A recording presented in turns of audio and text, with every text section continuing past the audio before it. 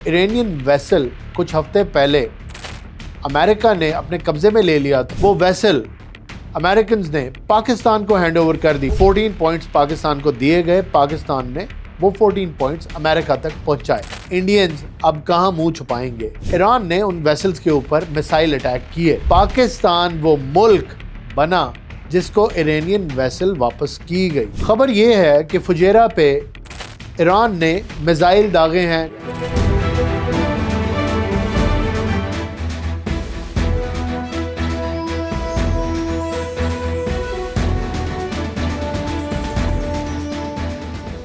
बिस्मिल्लाहिर्रहमानिर्रहीम। मैं हूं चौधरी मोहम्मद फराज। आप देख रहे हैं फैक्ट फोर्स ग्लोबल का एक और एपिसोड। नाज़रीन, उम्मीद करता हूं कि आप और आपके प्यारे खैरियत से होंगे।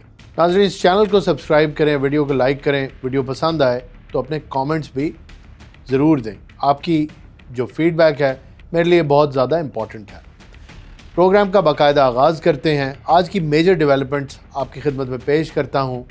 आप जानते ही होंगे, लेकिन एनालिसिस देना इम्पॉर्टेंट न्यूज़ पे एक बड़ा अहम काम होता है और वो मैं रोज़ आपकी खिदमत में पेश करता हूँ ताकि आप तमाम हैपनिंग्स जो ईरान यूएस जंग के हवाले से हो रही हैं, जो इंडियन प्रोपेगेंडा हो रहा है, उससे आप अपडेटेड रहें। बहरहाल प्रोग्राम का बाकायदा आगाज़ करते हैं। आज की सबसे बड़ी खबर ये थी कि जो इरानियन वेसल कुछ हफ्ते पहले अमेरिका ने अपने कब्ज़े में ले लिया था, जो चाइना से आ रहा था, मैं बात कर रहा हूँ टॉस्का की। जो वेसल इरानियन थी जिस पे 22 इरानियन बंदों का क्रू था, जिसको अमेरिकन मरीन्स ने कब्ज़े में भी लिया, उसकी फुटेज भी बनाई और फिर वो रिलीज़ भी कर दी, जिस पे ईरान ने बहुत ज़्यादा एहतजाज किया था। वो वेसल अमेरिकन्स ने पाकिस्तान को हैंड ओवर कर दी along with the crew of all 22 members. This is very significant. Pakistan वो मुल्क बना जिसको इरानियन वेसल वापस की गई। ये बहुत ज़्यादा अहम इसलिए है कि इसमें पाकिस्तान का रोल, पाकिस्तान की इम्पोर्टेंस और पाकिस्तान के ऊपर एतमाद, दोनों ही वॉरिंग नेशंस का हमें नज़र आता है।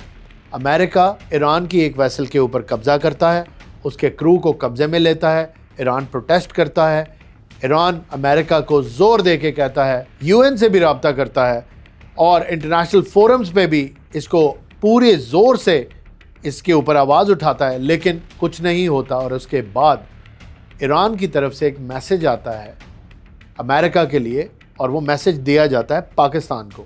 14 points of Iran, latest 14 points. कुछ लोग कहते हैं कि ये वो पॉइंट्स हैं, इसमें कोई नई बात नहीं है और रीशफल किया है ईरान ने अपनी डिमांड्स को। मे बी ये बात ठीक होगी, लेकिन हमने तो इसको देखना है ख़बरों के तनाज़र में। वो 14 पॉइंट्स पाकिस्तान को दिए गए, पाकिस्तान ने वो 14 पॉइंट्स अमेरिका तक पहुंचाए। अमेरिका ने पहले तो थ्रू इट्स प्रेसिडेंट यानी सदर डोनाल्ड ट्रंप ने कहा कि I don't like the Iranian proposal, मुझे पसंद नहीं आई।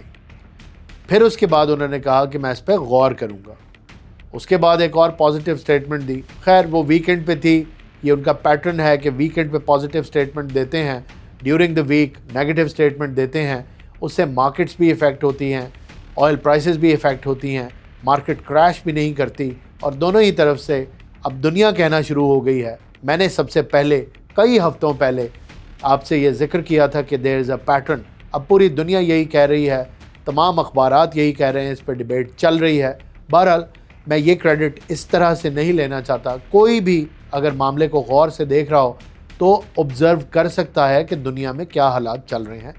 आई सॉ पैटर्न, मैंने आपकी खिदमत में उस बात को पेश किया और अल्हम्दुलिल्लाह वो बात ठीक भी साबित होती हुई नज़र आ रही है। अब पूरी दुनिया उसके बारे में बात कर रही है। बहरहाल उसी पैटर्न पर रहते हुए बयानबाजी का सिलसिला जारी है, but at the same time Pakistan की इम्पोर्टेंस को जो मुल्क ख़ास तौर पे इंडिया डिनाई कर रहे थे, उनके लिए एक बहुत बड़ा सवालिया निशान है।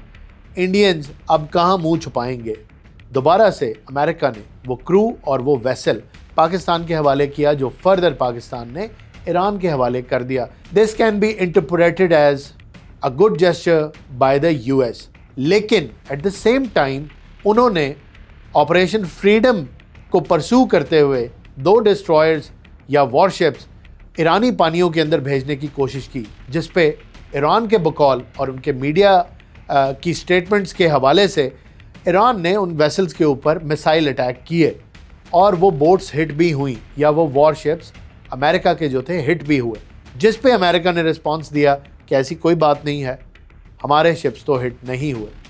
अब यहाँ पे एक कन्फ्यूजन है, क्योंकि जाहिर है जब आप एक ऐसा ऑपरेशन अनाउंस करेंगे जिसका मकसद होगा कि स्ट्रेट ऑफ हॉर्मुज़ में या उसकी उस विसिनिटी में फंसे हुए जितनी भी वेसल्स हैं उनको वहाँ से रेस्क्यू करने के लिए अमेरिकन वॉरशिप जाएंगे, तो क्या ईरान इस चीज़ की इजाज़त दे देगा? ये तो डायरेक्ट बात हो गई कि आप चैलेंज कर रहे हैं ईरान के स्ट्रेट ऑफ हॉर्मुज़ के कंट्रोल को, तो वो बात तो एस्केलेशन की तरफ चली जाएगी, जो कि ईरानी मीडिया के मुताबिक गई भी, लेकिन यूएस ने उसको डिनाई कर दिया। आई होप कि मामलात ज़्यादा आगे ना बढ़ें, लेकिन एट द सेम टाइम ख़बर ये है कि फुजेरा पे ईरान ने मिसाइल दागे हैं, कुछ ड्रोन भी भेजे हैं और यूएई की गवर्नमेंट कह रही है कि हमने उनको इंटरसेप्ट कर लिया है। ये बड़ी अहम न्यूज़ है। अगर ईरान ने यूएई पे हमला किया है तो फिर एक लिहाज से अमेरिका ये समझेगा कि उसके इत्तेहादी पे फिर से ईरान ने हमला किया है, तो इसका वो क्या जवाब देंगे, ये हमें देखना है। मैं कई दिनों से कह रहा था कि एस्केलेशन बढ़ रही है, बयानबाजी तो पॉजिटिव है लेकिन जो पोस्चरिंग है वो बहुत ज़्यादा ख़तरनाक है। हमने ये देखना है, इसकी एग्ज़ाम्पल मैं आपको इसी तरह दे सकता हूँ कि मैं मुंह से, अगर मेरी किसी से कोई लड़ाई चल रही है या किसी इंसान की किसी दूसरे इंसान से कोई चपकलिश चल रही है और उनकी सुलह का मामला बनता है और लड़ाई बंद हो जाती है, तो उस बंद लड़ाई के दौरान अगर बात करने दोनों फरीकों में से कोई एक अपने साथ असलहा ले आता है, तो दूसरा फरीक इसके बारे में क्या सोचेगा? वो मुंह से कहता रहे कि मैं बात करने आया हूँ और साथ एक AK-47 भी ले आए और साथ एक या दो पीस 9mm के भी उठा लाए, तो दूसरे को क्या मैसेज जाएगा कि ये बात करने आया है या अटैक करने आया है? क्योंकि अभी फ़िलहाल लड़ाई बंद हुई है, लड़ाई ख़त्म नहीं हुई। There is a difference. लड़ाई के बंद होने में और लड़ाई के ख़त्म होने में फ़र्क है। फ़िलहाल लड़ाई बंद है, ख़त्म नहीं हुई। तो इस टाइम पे जो अमेरिकन पोस्चरिंग है वो इसी तरह है कि आप बात करने आए हैं या बयान पॉजिटिव दे रहे हैं कि मुझसे आपको कोई ख़तरा नहीं, लेकिन साथ साथ आप असलहा बरदार भी हैं, आपके पास असलहा भी है, तो आपका मुखालिफ यही समझेगा कि उसको ख़तरा है, तो वो उस ख़तरे के पेश नज़र फिर कोई अपनी भी तैयारी करेगा। ईरान और अमेरिका के साथ इस टाइम पे यही हो रहा है। अमेरिका स्टेटमेंट तो पॉजिटिव दे देता है कि मैंने बात करनी है और जंग बंदी इनडेफिनेटली हो चुकी है, लेकिन वो पोस्चरिंग मिलिट्री वाइज डिफरेंट अंदाज में करता है, बिल्डअप जारी है। तो ये जो हमले अब ईरान ने किए हैं, इस पे देखना है कि क्या ये अनप्रोवोक्ड अटैक्स थे या इसके पीछे क्या मुहर्रिकात थे जिस पे ईरान ने हमला किया, उनका मौक़िफ़ अभी नहीं आया। एक तीसरी डेवलपमेंट ये है कि जो बयानबाजी अमेरिका के प्रेसिडेंट ईरान की जंग के हवाले से कर रहे हैं, उसका फॉल आउट उनकी पॉपुलैरिटी के ऊपर बड़े नेगेटिव अंदाज में हुआ है। यानी उनकी अपनी पॉपुलैरिटी तो कम हुई है। मैंने पिछले प्रोग्राम में न्यूज़वीक का हवाला आपको दिया, जिसके अंदर एक पोल हुआ था जिसमें सदर डोनाल्ड ट्रंप को इम्पीच करने के लिए एक बड़ी तादाद ने अपनी आमादगी का इजहार किया था। इसके अलावा और भी बहुत सारे पोल्स हुए हैं। पब्लिक ओपिनियन इस जंग के हवाले से सदर डोनाल्ड ट्रंप के ख़िलाफ़ है और उसका असर अब उनके नायब सदर JD वेंस पे भी हुआ। ABC के मुताबिक वाइस प्रेसिडेंट JD वेंस की पॉपुलैरिटी 35% के रिकॉर्ड लो के ऊपर आके खड़ी हो गई है। ये लम्हा फ़िक्रिया है रिपब्लिकन्स के लिए, क्योंकि JD वेंस सपोजिडली उनके अगले प्रेसिडेंशियल उम्मीदवार भी हैं।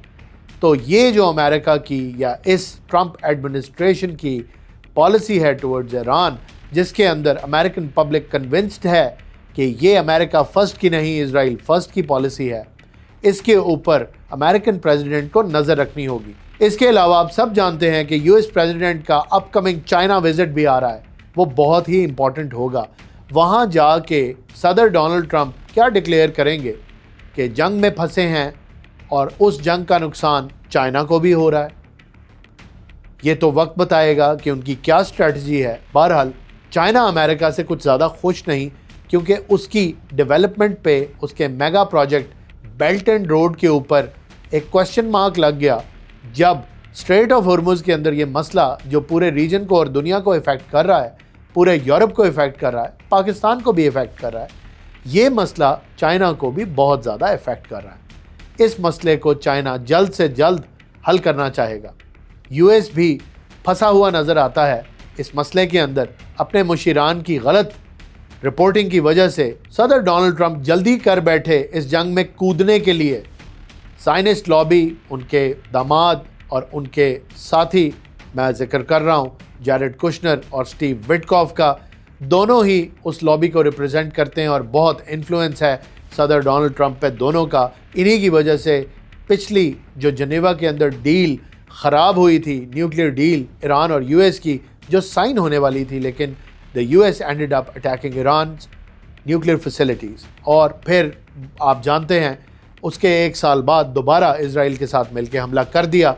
तो यही दो लोग इन इस्लामाबाद टॉक्स में भी आए और यही वजह बने उस मिसट्रस्ट की जो पहले से चलता आ रहा था ईरानियों के यहाँ कि इनके ऊपर एतबार नहीं करना, ये बैड इन्फ्लुएंस हैं फॉर द डील।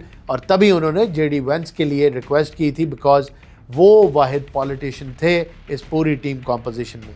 ये बात मैं आपसे पहले भी कर चुका हूँ। बहरहाल अमेरिकन का एतमाद अपनी इस गवर्नमेंट, अपने इस प्रेसिडेंट और वाइस प्रेसिडेंट पे उठता हुआ नज़र आ रहा है। दूसरी तरफ चाइना का ऑल इम्पॉर्टेंट ट्रिप है सदर डोनाल्ड ट्रंप का, वहाँ जाके क्या कहेंगे। यहाँ पे एक नेवल वॉरफेयर बनती हुई नज़र आ रही है या होती हुई नज़र आ रही है, क्योंकि अगर ब्लॉकेड ख़त्म ना हुई और इसी तरह हॉस्टिलिटीज़ जो अभी छोटी हॉस्टिलिटीज़ हैं वो बड़ी हॉस्टिलिटी में भी कन्वर्ट हो सकती हैं। एक बात कन्फर्म्ड है कि ईरान भी और यूएस भी, चाइना भी, पाकिस्तान भी, पूरा रीजन और पूरी दुनिया इस जंग की मुतहम्मिल नहीं हो सकती। इस जंग को ख़त्म होना है, आखिर में सबने टेबल पे आना है, लेकिन क्या कीमत अदा करके टेबल पे आएंगे, सवाल ये है। जो कीमत अदा कर दी क्या वो काफ़ी है या मज़ीद कीमत भी अदा करेंगे? इज़राइल के लिए अमेरिका एक एक्स्ट्रा माइल और जाएगा या इनफ इज़ इनफ पे यकीन कर लिया जाए? इन सब बातों को हम क्लोजली वॉच करेंगे और आपकी खिदमत में तमाम डेवलपमेंट्स अपने एनालिसिस के साथ पेश करते रहेंगे। फिल वक्त इतना ही।